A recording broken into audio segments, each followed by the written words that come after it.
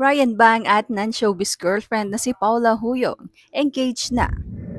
Masayang balita nga na engaged na nga ngayon ang It's Showtime host na si Ryan Bang at ang kanyang non-showbiz girlfriend na si Paula Huyong. Sa kanilang social media account ay isinapubliko nga ni Ryan at Paula ang kanilang engagement, pati na kung paano nga ito naganap.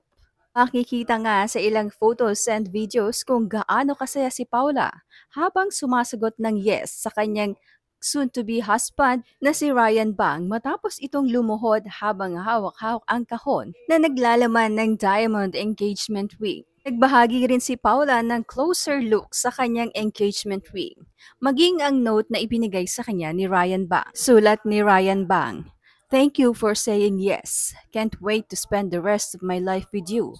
From your soon-to-be husband." Kalakip naman ng mga larawang ipinahagi ni Paula sa kanyang Instagram account ay ang caption, "God is good" at may kasamang engagement ring emoji. Bago naman ang engagement o bago mag-propose si Ryan ay nagkaroon naman ng pagkakataon na magkita ang kanilang pamilya o magulang sa South Korea. Ayon pa nga kay Ryan Bang ay answered prayer na muling magkasama ang kanyang mommy at daddy.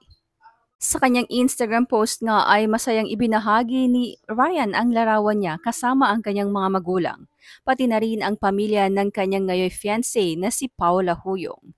Kwento ni Ryan ang paghihiwalay raw ng kanyang mga magulang ang dahilan kung bakit siya nagdesisyon na pumunta sa Pilipinas. Year 2005, isa sa mga dahilan kung bakit ako nagpunta ng Philippines ay dahil naghiwalay yung parents ko. Araw-araw kong pinagpipray kay God na sana dumating ulit yung araw na magkasama ulit kami kahit sa isang dinner lang. Kaya naman sobrang saya talaga ni Ryan sa muling pagsasama ng kanilang pamilya. Aniya pa ay hindi niya raw akalain na makalipas ang ilang taon ay magkakatotoo na ang matagal niyang pangarap. At ngayon, answered prayer talaga na nagkasama kami ulit ng pamilya at ni Paula. Wala talagang imposible kay Lord.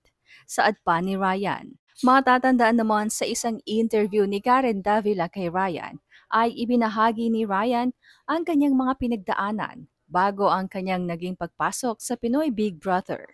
Ang naturang programa umano ang naging daan para kay Ryan na makilala at magkaroon ng magandang karir sa Pilipinas. Kahit na nga Koreano siya, ay palagi pa rin niyang ipinagmamalaki ang pagkakaroon niya ng pusong Pinoy. Matatandaan namang August 2023 nang i-anunsyo ni Ryan Bang na sa wakas ay in a relationship na siya. Pagamat hindi niya sinabi kaagad o dinisclose ang identity ni Paula noon, a month later naman ay ipinakilala na din niya ito sa publiko, maging sa kanyang pamilya sa South Korea.